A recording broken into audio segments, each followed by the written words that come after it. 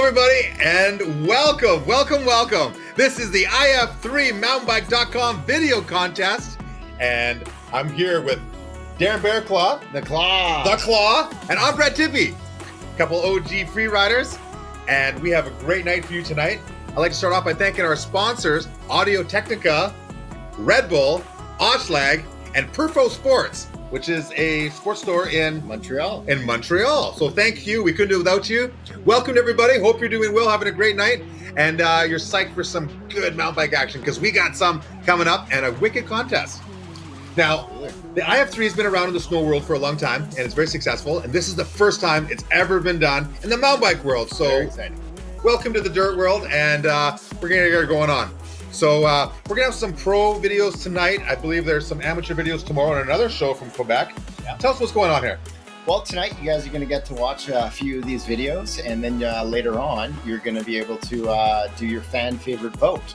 Some of the videos that we got going on, why don't you list a couple of these off there for us, Brett? Well, we've got movies like Diversity. We've got the West Highland Way, the Rab Wardell Record Attempts, Oscillation, Rocky Mountain, a product of the environment, and many others. What else do we got? We got Rooted in Ireland, Rooted in New Zealand. We got the Wild West with Tom Van Steenbergen, young shredder friend of ours. We got the Next Peak. We got the Back 40, and we got the film that I'm in as well, Chasing the Yeti. By Clever Bears Productions, done in conjunction with your brother. Absolutely. Ryan, who's an awesome rider too. Yes. Yeah. Shredder. All right. So we don't have any judges. I believe in the ski world they had judges. We don't have judges. You know who the judges are? You're the judge. You're all the judges. So you can judge by going on to if3mountainbike.com, watching the videos. So you don't just judge blindly. You want to, make a very educated opinion, and you can pick the winner. And the voting can be done up until midnight on Saturday, May 8th. Yeah, absolutely. And one of the guys that I'm going to be interviewing is Andi Tillmann, the producer for the Old World film. And the film you can actually watch on iTunes, Amazon, all of the online apps, and you can check that out there. So let's check it out. All European riders? Yes.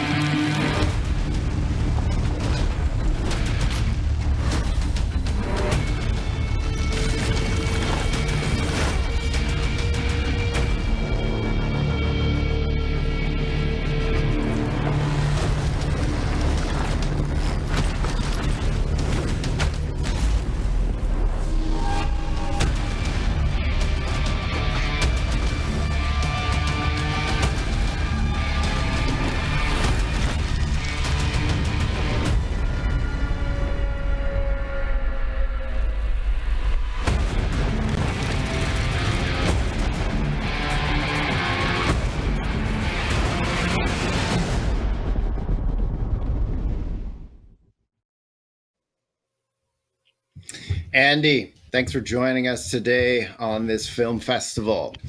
Appreciate you coming on. And just want to say, I love the film.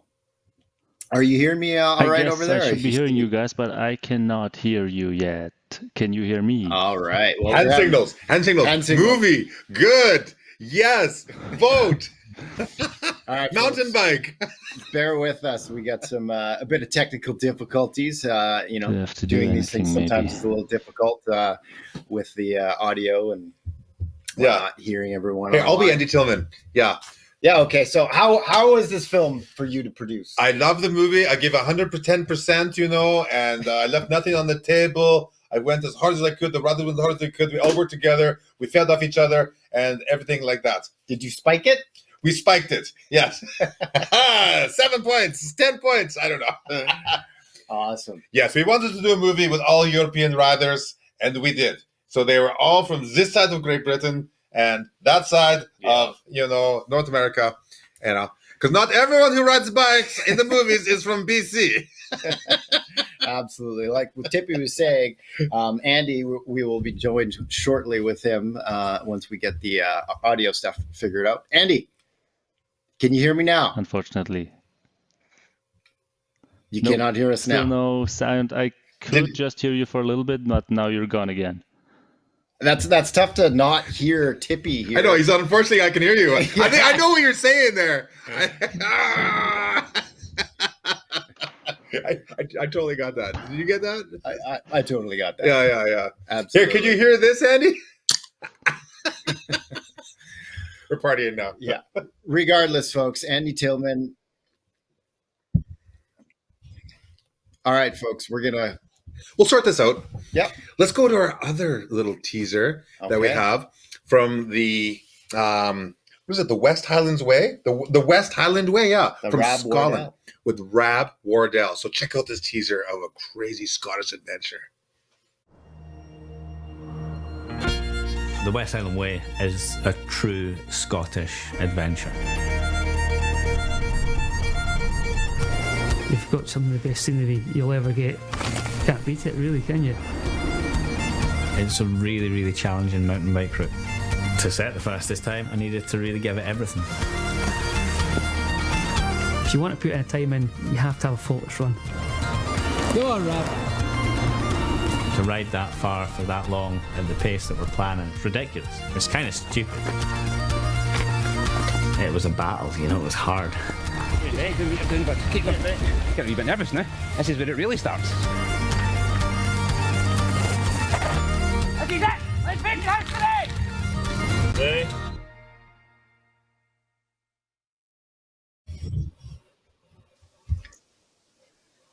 Hello, Rab, how are you? Can you hear us? Oh man, no, it's not working. You can't hear us. Give us a thumbs up if you can hear us. No thumbs up. It was Okay. It was perfect You be Rab. before. Can It's you do gone Scottish? down. Oh man, He's gonna be Rab and I'll be V. So Rab, this was 96 miles, 10,000 feet of climbing. How hard did you train to do this? And how was it? I can't even go there. Oh, I can He hear does you. climb, I actually. can hear them. Oh, you can hear You us. can hear me now. Okay, we were trying to hear you out there for a second. Yay! Everyone, yay! Props for Okay, that. welcome. Yeah, how are you, man? I'm good. I'm really good, thank you. How are you guys? We're doing awesome, thank you. Better now. Better now, yeah. Okay, cool. Yeah, Well, I'd like to ask you a few questions about your awesome video. I watched it. I loved it. You're like a warrior, dude. Well, thank you. I don't know what to say. What do you say to that? but Yeah, I am. Yeah, Awesome. yeah, just So go with it. this is a classic Scottish adventure. This is like been a trail that's been established in 1980, I believe, and it's a classic. It's like it's not all it's a biking trail. It's a walking trail that so you have to ride, you have to do some hiking, hike a bike, and you're trying to do it the fastest it's ever been done. You're going for the record. I believe it's 96 miles and 10,000 feet of climbing going from the edge of Glasgow to the foot of the highest mountains in Scotland, from the edge of the biggest city to the highest mountain. How long have you wanted to do this? And how did you go about training to climb 10,000 feet and do 96 miles in less than 10 hours? Yeah, it's a really cool trail. It's one that I've walked it. I've actually hiked it. It took me 6 days to hike it, like 10 years ago. And and then I rode it like maybe 9 or 10 years ago, just because I didn't know anyone who'd actually ridden from start to finish before, and it was just something that I really wanted to do. It's when I hiked it, I was like, man, I wish I had my bike. This is it's so cool. And like getting to ride it again, like it was the whole reason I got into riding again is like I used to be pretty fit. I used to race quite a lot, and I let myself go for a few years, and I started to get fit again. Did you say I used to be pretty fit or pretty fat? Pretty fit, and then I got pretty fat, and then it was both. Yeah. We got to go for it all. But no, I got this pain cave set up, and I started to get in good shape again. And I thought, I need something I like to have something big to focus on. So I thought, let's set a challenge and go all in. yeah, it was really cool. Awesome to put the work in and ride the trail again so much faster than I ever thought I could ever do it. That's amazing. So the old record was 10 hours and 27 minutes, and you had done it in like 11 hours and 46 minutes at that point.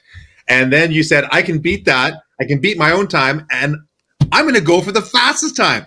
Like, are you a competitor? Is this naturally, or have you raced before? And like, what made you want to take on the record and go for the fastest time? Yeah, like, so my background, I've raced cross-country World Cups and stage races like Absa Cape Epic, Brazil Ride, like so multi-day mountain bike endurance races. And yeah, like, to be honest, like I don't get that motivated by beating other people, but I get motivated to do, I guess, just get the best out of myself. So, yeah, I need something big to motivate myself. You know, it's like, I always want to ride the biggest events or the hardest events I can do.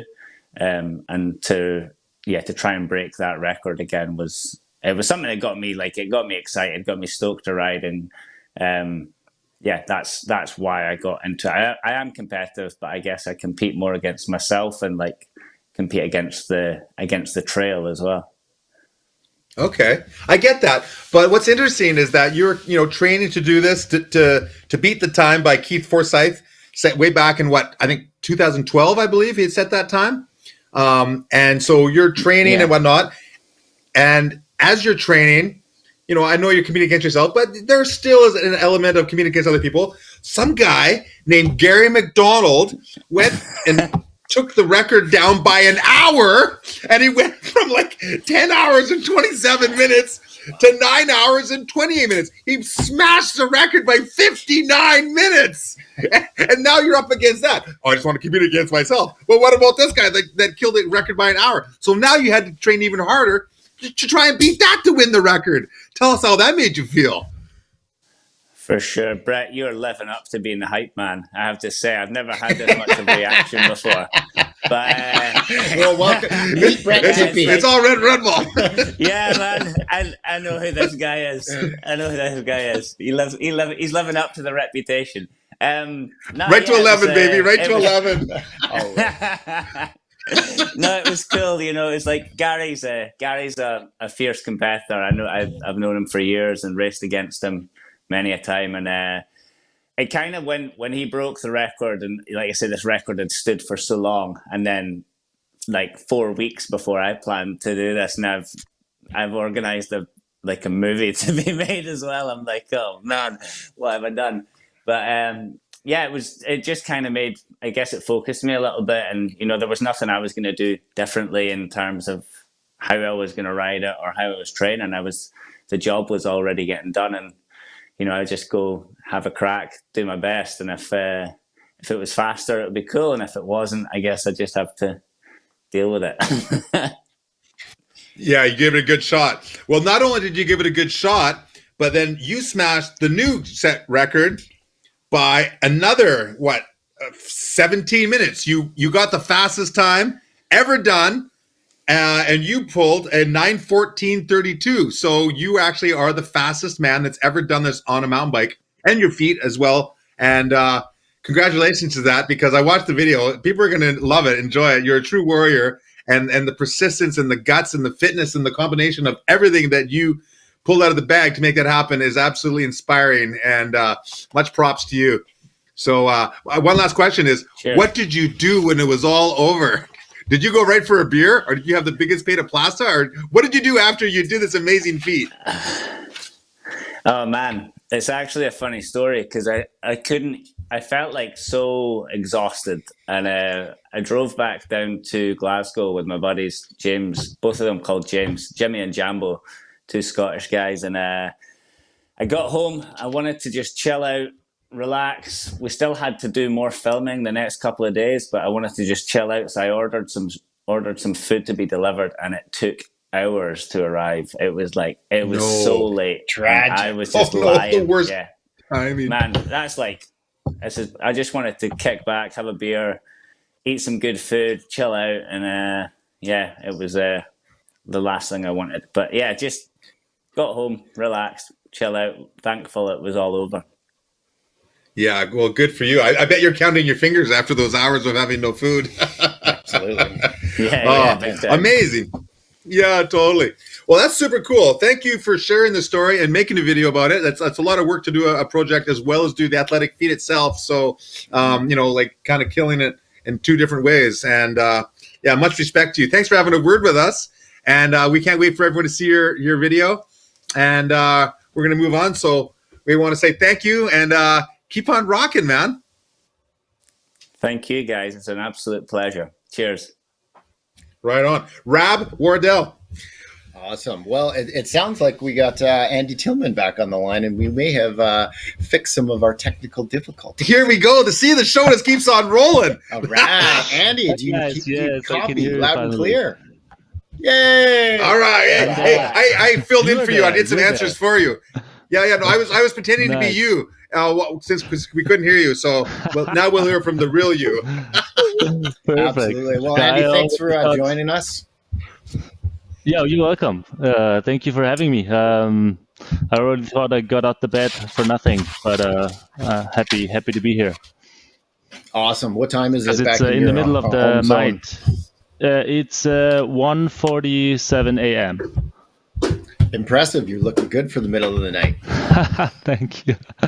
Yeah, I mean, Awesome. Well- Brett already woke me up now with the first interview. That was funny. No shortage of comedy sitting beside this guy at any time. But I'll cut straight to the chase. I loved your film. I loved all about it. It was Thank super you. artistic. And I got a couple questions for you. Right out of the gate, Throw them. your intro and your theme. What brought you to running such a complex theme on the intro and throughout the whole film?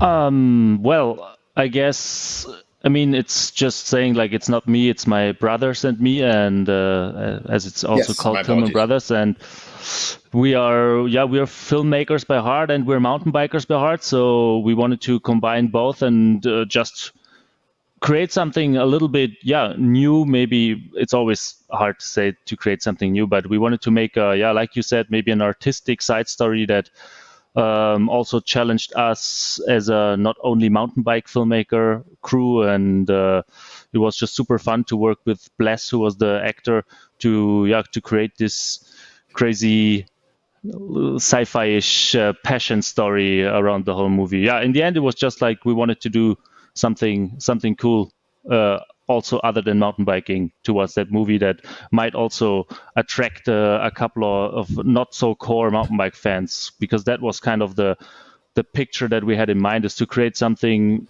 high quality that's fun to watch, but not only for the mountain biker, but maybe also for the general sports fan. Absolutely. And I think you nailed that personally.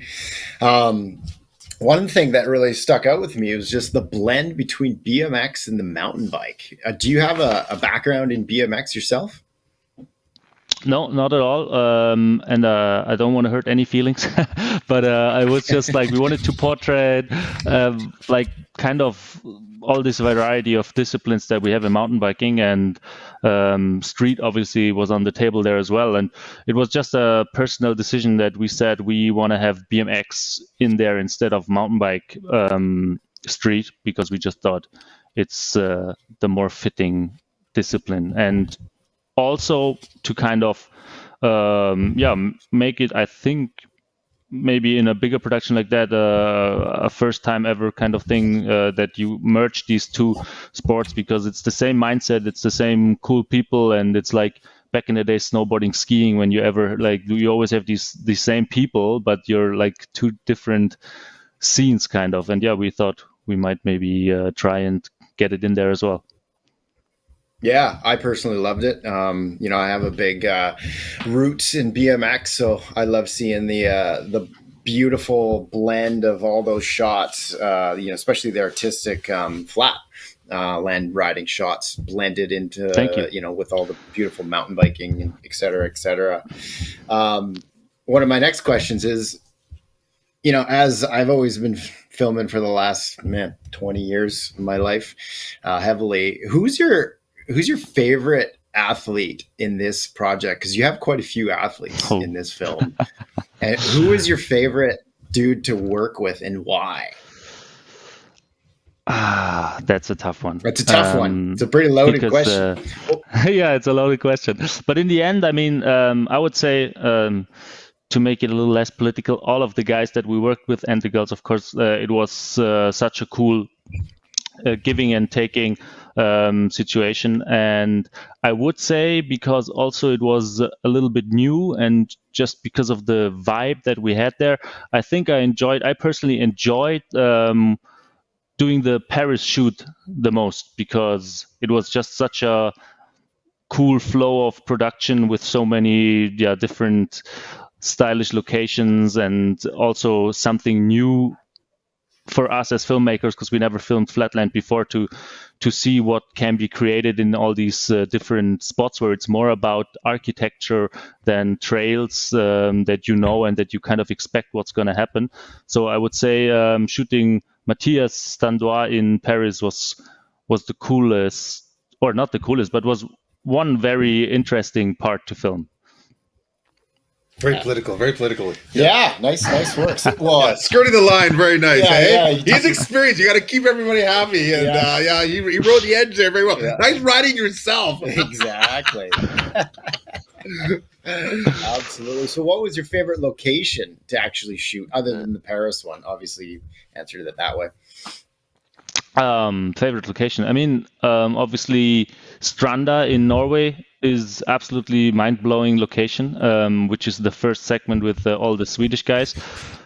It though was also I would say, one of the most challenging ones, because we had planned in quite some time there to shoot all this, all the segment. But when we arrived, we actually found out that the course was anything but done by that time, because the crew ran into quite some heavy weather problems with getting snowed in, and the course just couldn't dry out. And in the end, what you see was not really what we were planning at the first time. We had like a lot of more different segments that were planned on the mountain, and actually we got there, and the first, I think, 5 or 6 days, the whole filming crew got into a digging crew, and we had to do everything we can to kind of dry out and reshape a lot of the obstacles to get it rideable to that state that you could see in the movie.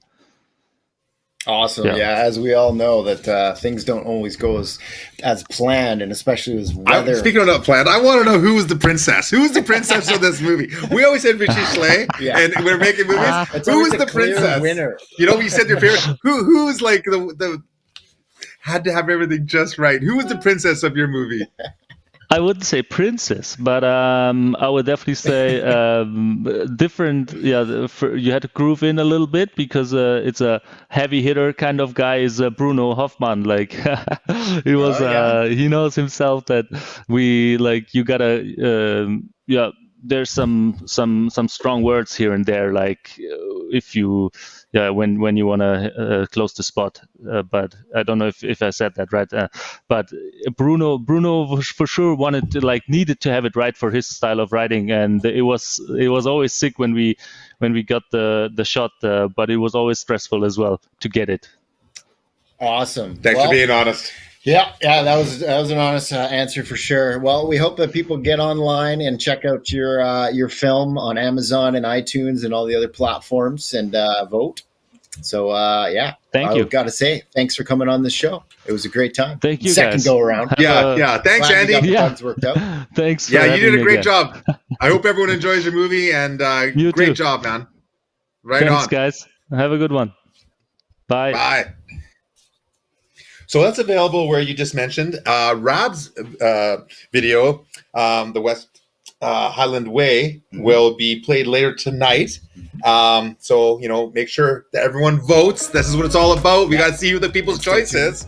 And you can check it out on if3mountainbike.com. And we'll be right back after this message.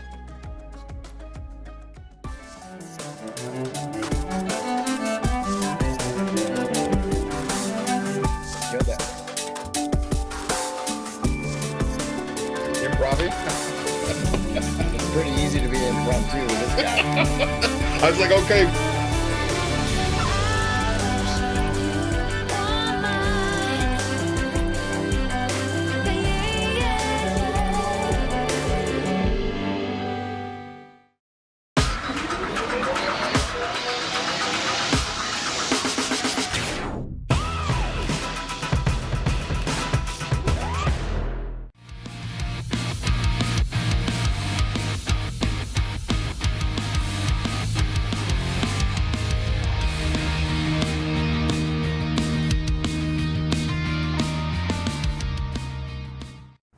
This is Son of Speed.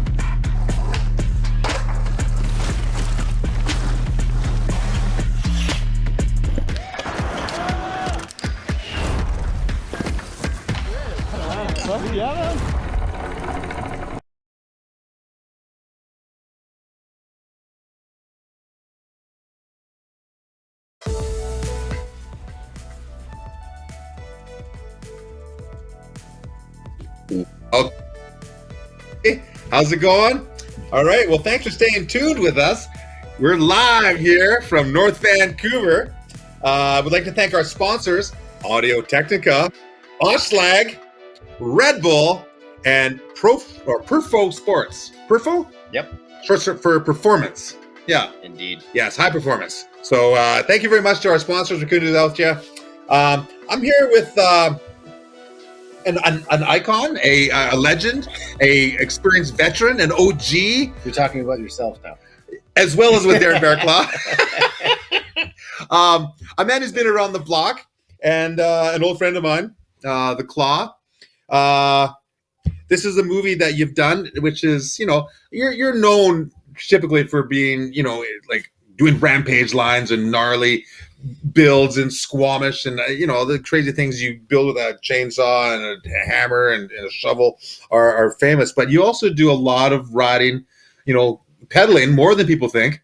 And this trip was like a big mountain adventure with like some of the biggest mountains in the world. So you went to the Himalayas, and it was Bhutan, I believe. Bhutan. Yeah. And had a crazy adventure with Cam McCall. Yep. And Casey Brown. And how high were you up there in those mountains, and tell us about this adventure for this video. Yeah, well, the bottom line was that I met this guy Mods, who was our guide back in the day when we were in Nepal quite a few years prior. And he mentioned to me that there was just this amazing terrain in Bhutan, and it falls upon the area that we were going to go was actually dedicated to the Yeti. It was a park. Dedicated to a Yeti park. Yes. You get all the cool adventures. It was like literally dedicated to the Yeti. Like go online and Google it. It's like a Yeti preserve? Yes. It's a Yeti preserve. So I was just like, I'm always looking for a cool excuse to go do something cool in the middle of the mountains and drag my friends along for an insane adventure. And I was like, sold. Where do I sign up? Yeah.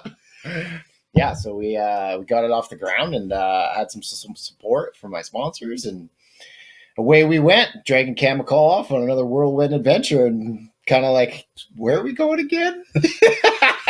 And didn't you get up to like 15,000 feet or something? I think we were just above, in between 15 and 16. That's high. Yeah, anything above 10,000 is like, it's no joke. I feel sick to my stomach after you get around about 13. And I'm like, absolutely. Whoa. Because you're usually probably charging too hard, not heeding the advice of whoever and go slow. Breaking into it. Yeah, no, I don't know any better. But so when you started this adventure, you were like up in the snow and started like Yeah, doing some- the one summit that we did a couple summits, but the one I remember, it was like, this has happened a few times in my lifetime, and you're looking so forward to like getting to the top of like the hardest day, and like you get there and it's like raining, the clouds are in, and it's like now snowing, and then all of a sudden you get to the top and you look down the backside and you're like, oh man, it's just nothing but snow. Yeah.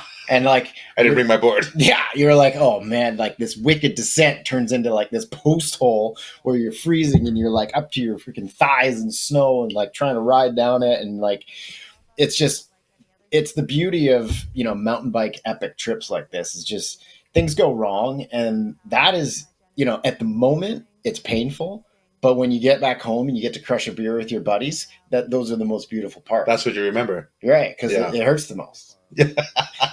Well, you're with Marcus Riga, whose famous line is, "It doesn't have to be fun to be fun." Absolutely. That is the nutshell, Marcus Riga in a nutshell.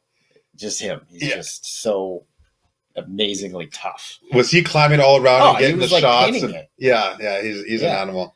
Yeah, like we could not crush that guy. No, he crushes everybody. Yeah. He like Olympic cross country guy. So he's your photographer carrying all the camera gear. Yeah. How did Cam McCall do with the altitude? You know what, Cam, most of us free riders, we pedal quite a bit. Like we think we're just jumping down cliffs and skidding down wicked lines all the time. But no, we actually take our trail bikes and we pedal, because a lot of us, got into mountain biking at our young age because we like to actually go pedal in the mountains. And Cam is no slouch when it comes to actually being fit and having a really good set of lungs and legs. And yeah, he kicked ass on that trip. And so did Casey as well. Yeah. Yeah, both of them are super strong. Yeah, she's a good all-around rider. Good skier, too. Yeah, absolutely. If, because there's lots of snow there, you could have had your skis. But yeah, right. Yeah. So, last question. Tell me about the Yeti. Did you have any Yeti sightings, any Yeti tracks, any Yeti stories? You know what? Absolutely. I got two stories to touch base on. The one, we interviewed this like elder woman, which is like the grandma of this little village where we were like way up high. And she told the story of her, I believe it was her mother, if I can remember it right. But anyways, there was a story about how like the Migoi, which is the Yeti, got like some food on his leg and he got caught on the fire and then like had to jump in the lake and got lost. And it was just wild, like super story time weirdness, which was like, yeah, I'm not really got hairs standing on my spines. But then we interviewed this dude that we tracked down. We're like, because we spread out to everyone we knew, like, hey, do we have anyone we can interview that's seen the Yeti? And we're like, bing, we got a dude on the bat phone, like, ring, go out, interview him. And his story, every single one of us was just like, it was insane. Like he personally told the story of him seeing the Yeti. Yes. The story, I'll give you some quick footnotes. Like he basically, there was a woman that was running from on a trail in between two villages way up in the Himalayas, and she was screaming, just like totally disgruntled, throbbing, and he's like, hey, what's happening? She's like, I saw the Yeti, yeah, just bawling her eyes out. And he's like, okay. So he grabbed his buddy and they ran out there, and right where she told them that the Yeti, he saw the abominable snowman like about 200 yards just on a hill rolling around the corner and leaving. Whoa. Wow. Yeah. That's when you have that feeling like he won the lottery. And it's crazy because, like, to him, the Yeti wasn't like a mythical creature like we all think of, like, oh yeah, whatever. It's like, Bigfoot. Some people nowadays believe in it, but to them in their society, it was just like seeing a bear. Yeah. He talked about it like the Yeti got into the garbage again. Yes. Oh. So that was the weirdest part, is just them just thinking of it as an animal. Yeah. And bad Yeti, stop scaring grandma. Yeah. Absolutely. So amazing. It's a good That's time. super cool. Super cool. Well, you know what? We're going to watch that movie tonight. You're going to watch the movie if you so choose. And I've seen it before. It's awesome. Yeah, I believe it plays last. Does it play last? Yeah. Yeah. So, yeah, enjoy that. And you're going to be able to see it here on IF3.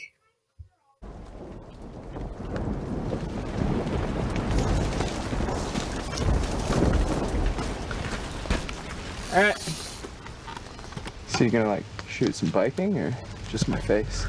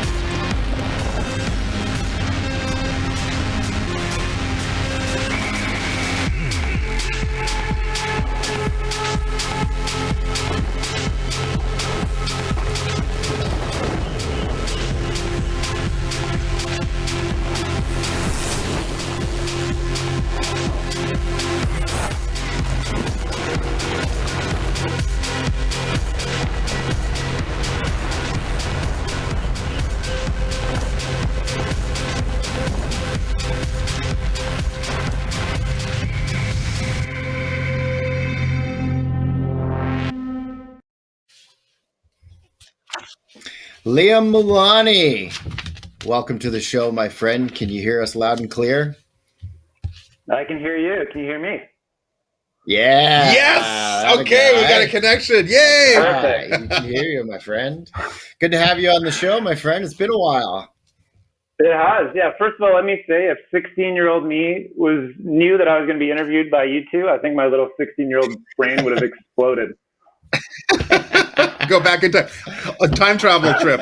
Hey, all those interested in time travel, meet here last week at 7:30. Well, congratulations to your old self now from your young self, right? You made it now. Absolutely. Right on. Well, nice work with your two banger short film edits. I enjoyed the crap out of both of them. And stoked to have you on the show. And I'll get straight into it. What's your favorite part about Oscillation and that little short flick that you just put together there? It's kind of, I don't know if I can, I can't put like riders up against each other because I feel like everybody has such a unique skill set that I think everybody did a really good job. I think it's kind of a weird, like, I feel like I kind of have this mandate to use 3 riders, 3 locations, and it's hard to, I guess, figure out the balance of like action versus kind of abstract, weird stuff. So, I don't know. I mean, I think like as much as I love BC, I'm from BC. We shot Vancouver Island, Kamloops. I think Utah has kind of this like aura to it. And I think maybe it's because I've only been there a few times, but I think going down with Carson to Utah, you just kind of like standing in like mountain biking, I don't know, like the holy grail of, there's so much history. You walk around, you just kind of see like one of your stunts from like 15 years ago or something over here. And it's just kind of, it's kind of cool. I think being in Utah kind of has like a special feeling that's maybe a bit higher up than the other parts, but all the athletes killed it equally, I'd say. Everyone's being so political tonight, eh? Like, yeah, like skirting the right line. Like, keeping it on the trail. Absolutely. Yeah, nice job. He's a rider too. Yeah, you know what? I'm gonna have to agree with you 110%. I as just like you, I'm from the wet West Coast, and you know, there is just something beautiful and raw about the desert that, you know, I've pretty much spent the last 18, 20 years filming there and just addicted to that desert and the lifestyle, the light, just the ability to not have to navigate through trees, and you just can't really beat it. So I'm going to agree with you 100% there. Another thing to keep in mind, folks, is Liam here. He has 2 short films that you'll be voting on tonight. So just don't make that mistake. This guy's got 2, not 1, but 2 in the running. And another question for you there, Liam, would be, I know you're a gear geek. So what was your favorite piece of artillery to film this, or both of those pieces? This is for all the geek nerds out there, including myself. Let me guess. I say the drone. I like your drone shots the best. I'm saying drone. But what do you have to say? You're the one that did it. But let's see. That's what I'm putting my money on. Let's see. I'm gambling here. And survey says. The drone. Okay, I like having the drone, popping it up, and it feels like you can do stuff quite quickly with the drone. But I would say the piece of equipment that I hate the most, but at the end of the day, when you actually look at the shots, that I like the most is the cable cam, especially when you're doing stuff in the trees. That's what you said. I just feel like there's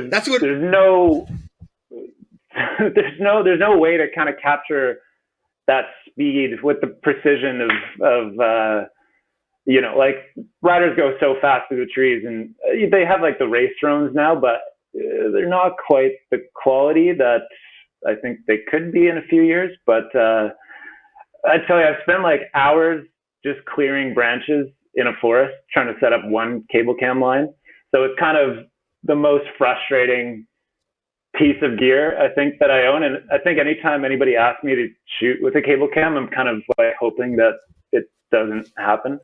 But at the end of the day, I feel like some of the shots that you can get with the cable when you're just kind of locked in with riders for kind of an extended period of time across a long section of trail, I think they're kind of hard to get anything that comes close to it, to representing speed on a trail. You know what? I'm 100% in agreement with you once again, just because, you know, just being able to keep an athlete in frame, focal length, whether you want a focus pull, you just don't have that option with the drone anymore, or yet. So, like, I agree with you 100%. And in terms of how painstakingly they are, yeah, 100% there, because they are, you know, I've been involved in cable cams that take 2 days to set up. And I'll never forget that one day that Darcy Wittenberg just full, like, in the lands, like ripping down a cable, and completely forgot that he had to be straight in line, and he was sideways, and he cranked his leg on a tree, and, like, I don't know how he didn't shatter his femur, but yeah, they're a love-hate thing, but you just can't get anything better in terms of the end product. So I'm with you on that one for sure. That's gnarly. I will say, I feel like Darcy's he's probably got some more cojones than me, because I think I came in right at the point where you could get remote cable cams, so I didn't have to actually be the one in a parachute harness flying down trying to handbrake with my hand. I can just sit on the ground using remote control. But I did still have to shimmy up a tree for that video. I usually use a ladder, and I kind of had like a 30-foot ladder, but then I had another 20 feet I needed to go.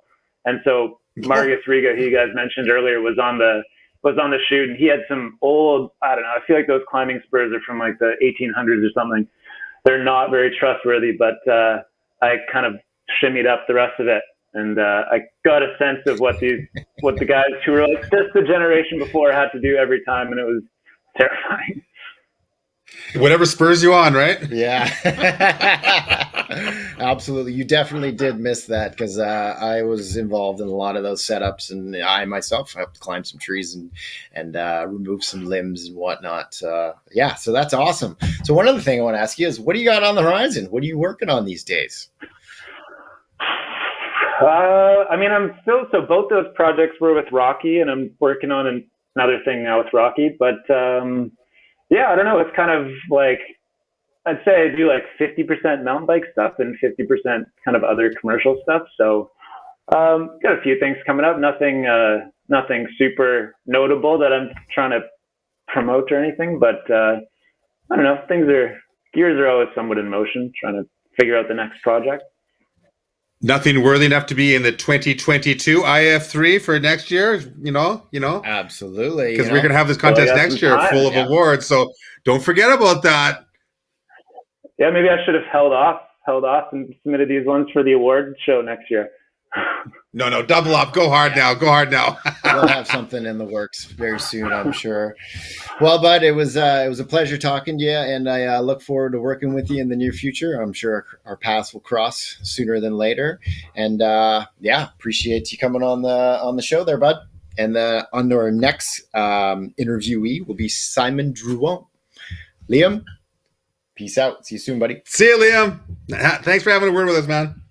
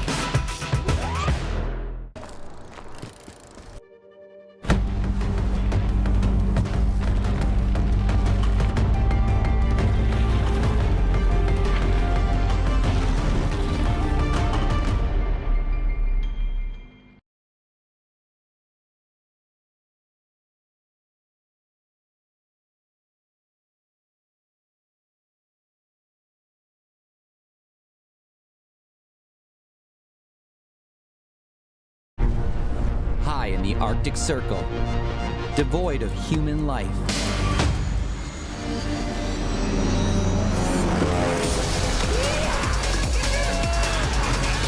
With the bike on the back, they embark on an adventure which will test their skills and also their sanity. This place definitely makes you feel very small. Watch North of Nightfall, available on Red Bull TV.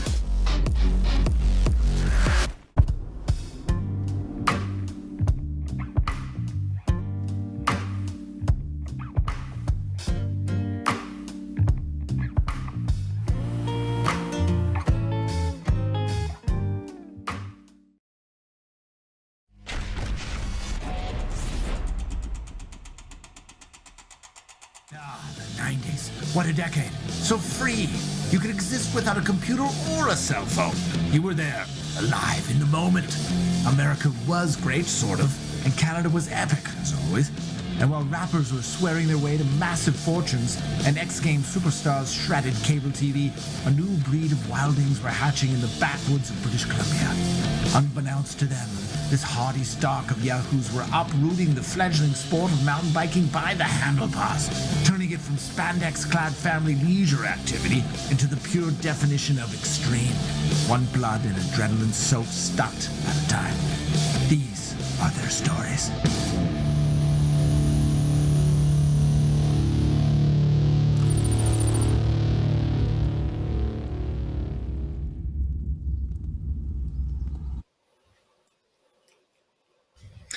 Welcome back, folks. Just want to thank our sponsors, Red Bull, Oshlag, Audio-Technica, and PRFO Sports. And don't forget to stay tuned in. We're going to be showing all these videos after this, and you're going to be able to tune in tomorrow until May 8th to watch all these videos that you didn't have the time to watch and vote for your favorite video. Up till midnight on May 8th. Indeed, indeed. So basically, the clip that you just saw was a clip from the moment where this guy and a bunch of his friends started the whole freeride movement. Myself and every other freerider out there to date owes a lot of thanks to these guys. We made the mountains. We rode those videos in. We grew the trees back when the Dead Sea was just sick. Something like that. Something like that. Yeah. So I was privy enough to be, old enough to witness, on the sidelines, the free ride movement. And I'll never forget it because I was in BMX and I wanted to do tricks. I wanted to really push that side of things. And, I rode mountain bikes when I was a kid and I wanted to do gnarly stuff on it, but I kept breaking my bikes and I wasn't able to afford it. And then a couple years later, I see this movement and these guys skidding down these big hills, hucking big drops, and it was a thing. And it was, just like the film, portrays, it was something completely new. And we all know it's easy to do something after your buddy has done it, but to be the first person to do something that is inconceivable, let alone if the equipment is the right equipment or if the wrong equipment, it's just way harder to be the first. So how was it being the first? It was scary because, you're stepping into the unknown. It was just like, people were telling you're crazy. Like people now tell you you're crazy. You're crazy, but you're not crazy because it can be done. I second guess. Am I crazy? Well, I'll be the first in probably the 100 to tell you, yes, you're crazy. but yeah, we wanted to ride down these things, and mountain bikes had just been kind of created. At a high tensile steel for some parts. Yeah, and some M2 aluminum, like they were basically cross country bikes. That's what the sport was. Yeah, and the sport was about going faster than your buddy, anyways. And that's not what we wanted to do. I wanted to get rowdy. I was a snowboarder, and I wanted to jump off things and ride. Wanted to be free. I wanted to be free, and you wanted to ride. Free ride. No, I wanted to do gnarly stuff, and I wanted all the cool girls in town to think I was cool. So it was just for chicks. Yeah, and it was like a game of one-upsmanship because the girls wanted to kiss the badass dudes, and I wanted to be a badass dude, and so we didn't know if the bikes could take it. We didn't know if the wheels would stop when you landed, so we were just kind of like stepping into the unknown and testing what happened, and the moment wasn't until 1995, but 1983, 1984, 85, when I was in high school, I remember jumping off head-high drops that were like into sand, into gravel, into clay, onto hard pack dirt, and seeing what worked, what didn't. And then back then we called them, if they were 6 feet or lower, it was a ledge, and if it was 6 feet or higher, it was a cliff. And then we're doing 10 footers, and then 12 footers, and then I was doing 15 footers. I was doing 15 footers on my sandboard. And so, if you go off a 15 footer, you're going to go an extra 3 or 4 feet. Yeah. Literally dropping 20 feet on a sandboard in the gravel. That's gotta hurt the knees. Yeah, it did. And sometimes the butt when you went back. But some, we stomped some too, or I did. And then it seemed easy to take a mountain bike down there because you had brakes. And rather than your board, right? And so it all seemed really natural. So out of the three of you, Tippie, so you, Richie, Sweaty, Simmons, and Chris Lawrence, who was like the one charger for like the big mountain lines? I got the amount of dudes right? Like it was 5. Oh man, I would have to say out of all the 5 of us in the main stars of the movie, right? Yeah, I would say me and Sweaty. Yeah. I remember actually riding Mount Paul on the edge of Kamloops, which is like 1,200 feet and big chunky rocks, and riding that on a fully rigid bike. And Richie was still BMXing. Wade was still a little kid BMXing. Chris Lawrence was racing downhill. Mm-hmm. I know Sweaty was doing some big like scree lines in trail, and eventually over by Karamias. More like boulder lines. Boulder lines. That was a little bit later, but he was doing the sand lines down into trail. Okay, gotcha. So I'd say me and Sweaty, actually, we're probably doing the first big mountain lines. And then Richie and Wade kind of brought like the jumps and the little bit. Yeah, Richie and Wade were excellent BMXers. Wade had a room full of trophies. Richie was Canadian pro champ at one point. And they switched over, and we're riding bikes early, but we didn't start filming and free riding when the moment was created until like 95. I rode with like some crazy redneck dudes who were like blue collar tough dudes, loggers, sons, and miners and stuff, and no helmets and little welding caps for a helmet, like a little baseball cap, and collared shirts and rugby pants, with the reinforced pleats. That's going to keep you safe. And yeah, right. Jumping off things and running down steep things and ragdolling and getting stitches and knocking out teeth, and it was like tough. And you still got your teeth. I know these aren't mine. Are they posts? These are all this is Hollywood. I've chipped my teeth so bad and ground them down from a million different bad experiences. But it was a raw, rugged time, and you kind of knew it was going to go somewhere because you look at other sports, and I saw skiing, transform from just ski racing, GS, and downhill into free skiing with like Greg Stump movies, mm-hmm. The Blizzard of Oz. Stump, yeah. And then I saw dirt biking, get a whole new freeride movement and identity with Crusty Demons of Dirt. Absolutely. And snowboarding with like, TBT. Early Craig Kelly movies and Totally Bored movies, TBT. Yeah. And I knew it was going to happen to mountain biking. So I knew we were onto something. Mm-hmm. At the same time, you didn't really know where it was going to go, but you knew it was going to go somewhere. And I just thought it was cool. And it was fun to do. And I did meet some pretty girls. So it made me feel cool, and I guess it was cool, and I'm just glad to still be here. On that note, how was it from you guys going from like just some punk local kids to like all of a sudden being the epicenter of the attention of the entire mountain bike industry? Be famous? Love or hate it? Yeah, right? I loved it. Wade didn't like it. Wade was kind of like just whoa, and. I think Richie liked it. Of course, Richie liked it. Richie liked it. Of course, yeah. I loved it too. Come on. Yeah, exactly. You know what? Like I was planting trees for 15 cents a tree.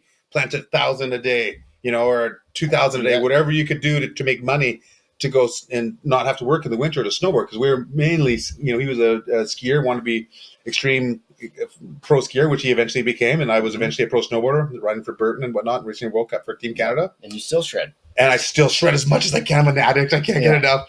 But, we were like blue collar kids working hard. And all of a sudden we're getting like salaries, like a working man's salary, and getting plane tickets to go around the world. And like riders would try and kill you. They take you to their gnarliest stuff. And we're like, woo, all right, that's cool. Always. And it was just a really cool experience just to come out of your hometown, 3 Kamloops boys, and to be out there and making money and meeting all these cool people and being in magazines and in movies and stuff. It was a dream come true.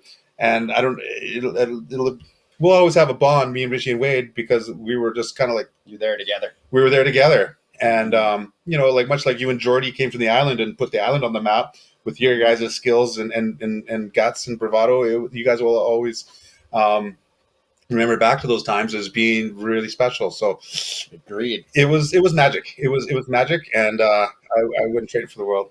Awesome, man. Well, great to have you on the show. Oh, wait a minute, you're my co-host. Yeah. Oh, wait, I'm still here. Great to have you on the show. Oh, yeah. All right. All right, folks. Well, on to our next piece. It is the Beast is Born. So let's this is good. Let's check this little sweet piece out.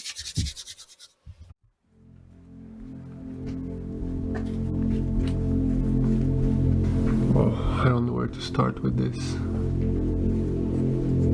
I mean, a wolf is a pretty sick animal, right? It's got awesome fur. It's badass. It's just sick. But what happens if you read the word wolf, but backwards? Holy shit, my mind is melting.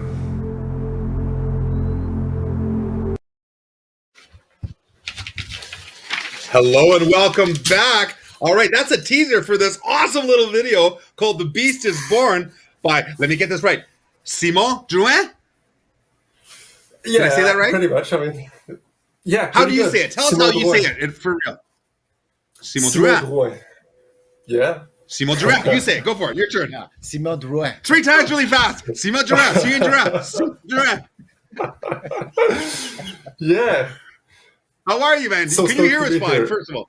Oh, yeah. Yeah. Are you fine? You hear me too? Oh, perfect. Awesome. Well, great video you made and a great project here you're going on. The video, of course, like we say, is The Beast is Born. It's the Wolf Bike Park. And you can check him out at wolfbikepark.com. And I love in the video how you have put up a sign and wolf flip backwards is flow. Brilliant. Brilliant. Yeah, mind blown. Hey, everybody go like this. Yeah, everybody out there, come on. You do it, it's fun. Wolf is flow. So yeah, the Wolf Bike Park is so natural. And it's in Mansonville, Quebec. And it is a tale of friendship, community, love of nature, and passion for MTB. And you can see in the video that you guys got passion and your friendship with all the guys is super cool. You guys are all free riding and hucking and cheering each other on. I love it. You know, all these old school buddies throwing, getting dirt face shots and whatnot. I've been riding together for a long time, eh? And that's who's making up this little team that's making it happen, eh? Yeah, we're just a bunch of friends from high school. You know, I want to say hi to my buddy with the Wolf Bike Park, Alexandre, aka Duquette. You know, we've been digging since high school. Like, we were watching you guys on the New World Disorder and Crank series, and we were so stoked, and we're spending all of our summers, you know, just building jumps. And yeah, so now we're building the Wolf Bike Park, and the whole community is involved, and you know, that's what makes it so good. Yeah, very cool. Yeah, so the science of send is one part of the movie that I really like, and it's the combo of science and experience, because you guys have hit some jumps. You know, you guys have been riding a long time as well. You know, it's been a while since those days, and you guys know, it looks like you know what you're doing. And you had some of the big jump at the bottom, what you call it, the beast, I think, is the jump, and you got Matt McDuff to be a consultant on the angles and the build on it.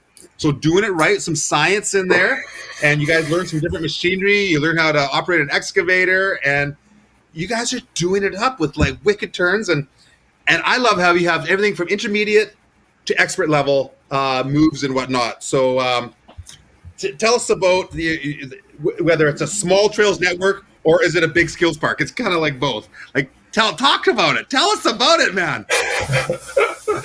Yeah, I mean, I'm a mountain bike coach, you know, and I've been doing some coaching for a while now. You know, I see what people want to do, want to learn, and now I work with what's on the trail, what's out there. And you know, I've been traveling and hitting some jumps, you know, from Utah desert, you know, hitting some jumps at the Cold Gravity Park in Whistler, a bit of everywhere. And you know, that feeling, you know, of a good jump, of a good flow, it's so nice, it's so fun, and I wanted to recreate that right here, you know, with my friends. And I wanted also people to have like safe jumps to try to have fun on, because that's what people want to do. They want to jump, they want to send it, you know. So we want to provide exactly like the right progression from intermediate to expert level. So there's every steps in the way, and we think about it in a way so people can really learn and have fun with it, you know. That's awesome. Yeah, you don't have too much lip and get people bucked and whatnot, or have different distances on a flow trail. So everything's just natural and you can keep it together. And it looks like that's what you've got going on there. Yeah, we really focus also on the speed, the natural flow of the terrain. So if you don't have the skills to go fast and hit a jump that can put you at risk, you just won't get the speed for it. You need the skills to get the speed, and if you don't have the flow, then you won't be able to hurt yourself at the jump because you'll be going like slow coming to it. So this is one of our strategies as well, like big open areas after the landing zones open, and then we have also like a lot of classes on there and everything. So we really think about how we can make it safe for people, to enjoy it and really progress with a smile on their face. It's a whole vibe right there. You've seen how the forest is sick and how there's all of those different elements, that crow. Have you seen the crow part? That was so crazy. And then we find a skull just right there on the spot, and we put it on one of our features, So all of the things kind of come together with this project, and we're having such a good time. Yeah, you can totally feel that in the video. Like I came across, I don't know how you guys captured it, but you can just feel the camaraderie and the friendship and the adrenaline that's all going on there. And, like you say, the flow is natural with the speed all coming into these things. I want to mention as well, it looks like unbelievable dirt. Claw, look at that dirt there. Ooh, yeah, it's amazing. Like you came across a gold mine or a dirt mine or a gold dirt mine. Yeah. Like, did you know this when the guy reached out to you to put the project there? Like, did you know that you're gonna have so much good dirt? No, we didn't know. We just kind of went to the hills and we just kind of saw these natural shapes. It was just asking to build into some jumps, and we could see that there was not so many trees. And from our experience, when you have those large mature trees, with space in between, usually there's dirt, on those open spaces. And we went with some tests with like a big metal piece, and a hammer. And then we felt, there's a couple feet of dirt. But then we just couldn't hope for that much of that golden dirt. We got hooked. Like we're telling the story in the video, we got addicted to that great dirt. Yeah, so good. I saw the dirt, and like as a mountain biker, I was like, "Ooh, look at the dirt!" Yeah, it looked awesome. So you've had a pre-opening, and you've had some classes and some group events there, but you're not officially open yet. You're gonna have an official opening. Is June 26th for general access? Is that what's happening?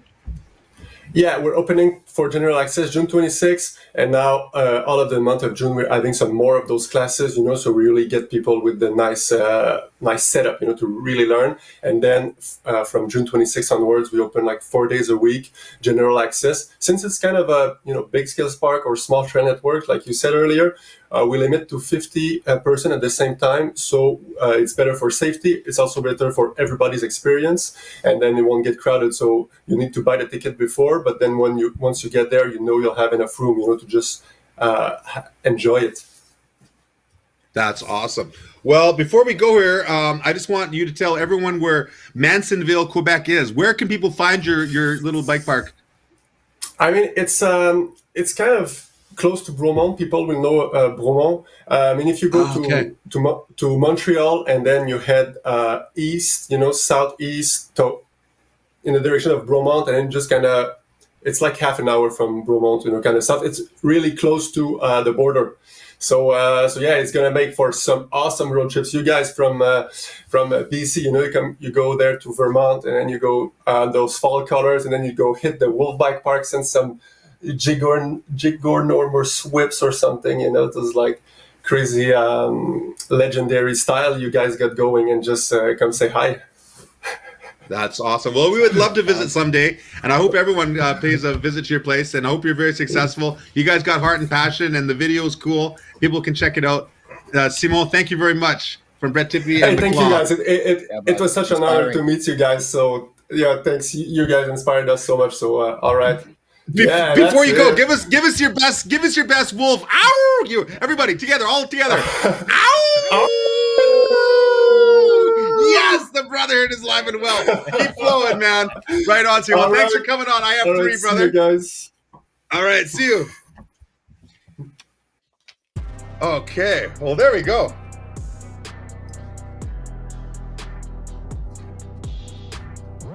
So his show will be shown tomorrow on the Quebec edition, and this will be the amateur film. So the pro films are going today. The amateur films will be shown tomorrow, and we're gonna have the Quebec show hosted by Dominic Menard and Zach Ale. All right, so that's very cool. So 2 different shows. Like I say, make sure you vote. The voting is open until midnight on Saturday, May 8th. May 8th. Yeah, so you got some time to enjoy the shows, do some voting. And stay tuned tonight because all the shows are going to be played after we sign off. Yes, totally. Yeah. Yeah, so what are we going to watch? We're going to watch Diversity, West Highland Way with Rab Wardell, who we talked to, Oscillation, Rocky Mountain, A Product of the Environment, Charge, an e-bike adventure, Rooted in Ireland, the Great Callahan story. And what then, else? And then Rooted in New Zealand, the Keegan Wright story, and Wild West with Tom Van Steenbergen. Don't miss that one, folks. Next Peak, and then we got the Back 40. And then after that, we got Chasing the Eddy to finish her off for tonight.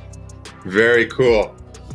Well, this has been super fun. We're going to do a podcast now for the Brett Tippie podcast. I'm going to interview the Claw. Yep. And it's been a great pleasure here for you to have a word with us and check out some of the interviews. It's movie time, so Get out your popcorn. Yeah, get the popcorn out. Sit back, enjoy it, and thank you for checking it out. Make sure you vote, like I said, and check it out again tomorrow for the Quebec show. And if you want to make a video and you want to have it in here, this will be going down in 2022. You can get your registrations in the website. Yeah, on the website. And this is the big deal. This is the first time we've had MTB on IF3, and we thank you for checking it out. Yep. And thank the IF3 guys for putting this all together. Yeah, thank you guys. To have mountain biking included in this video awards. It's great. Yeah, totally. Okay. Well, it's been goodbye from me. Goodbye from you. All right, guys. Enjoy the night. It's been a pleasure joining with you. Enjoy the rest of the show. Peace out, guys. All right. Make sure to check out the podcast with Claw on the Brett TV podcast, end of May as well. Shameless plug. Shameless plug. This has been super fun. Thanks for coming on, buddy. Yeah, bud. Right on. IF3. Yeah, you know he and me and we. Goodbye, everybody. All right.